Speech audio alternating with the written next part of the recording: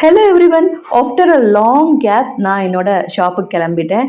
So 10 year கிட்ட ஸ்கூலுக்கு அனுப்பிச்சிட்டு 1 மந்த் பேபியை வீட்டில் விட்டுட்டு நான் ஷாப்புக்கு போகிறேன். Finally after a long gap. So நான் என்னடா குழந்தைய விட்டுட்டு கிளம்புறேனே அப்படின்ற கொஞ்சம் கூட எனக்கு ஃபீலிங் கிடையாது. ஏன்னா பேபியை நல்லா பார்த்துக்கிறதுக்கு நான் எல்லாமே ரெடி பண்ணி வச்சுட்டு தான் நான் போகிறேன். So being a new mom, நான் இந்த ஃபேஸை ரொம்பவே அட்மையர் பண்ணுறேன். எனக்கு நிறையா பொறுமையை கற்றுக் கொடுத்துருக்கு. And with endless love I'm doing all திட்.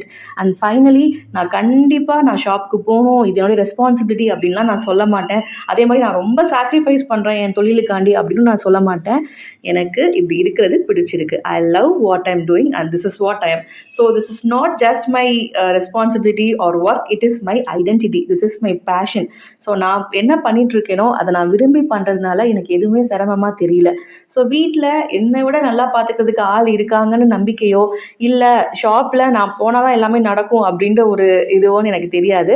பட் நான் பண்ணுறது எனக்கு பிடிச்சிருக்கு, அவ்வளோதான். அண்ட் இந்த நியூ மாம்ஸ்க்குலாம் நான் ஒரு பெரிய ஹேட்ஸ் ஆஃப் சொல்லிக்கிறேன். இந்த நியூ மாம் ஃபேஸ் நிறைய ஸ்லீப்லெஸ் நைட்ஸ் இருக்குது, நிறைய நம்மளுடைய மூட் ஸ்விங்ஸ் இருக்குது. இதெல்லாம் தாண்டி நமக்கு ஒரு ட்ரீம்னு ஒன்று இருக்குது பார்த்தீங்களா, அதை நம்ம மறந்துடக்கூடாது. ஸோ அஸ் அ மதராகவும் சரி, அஸ் அ ப்ரொஃபஷ்னலாகவும் சரி, நம்ம ரெண்டுமே பேலன்ஸ் பண்ணி கொண்டு போகணும்.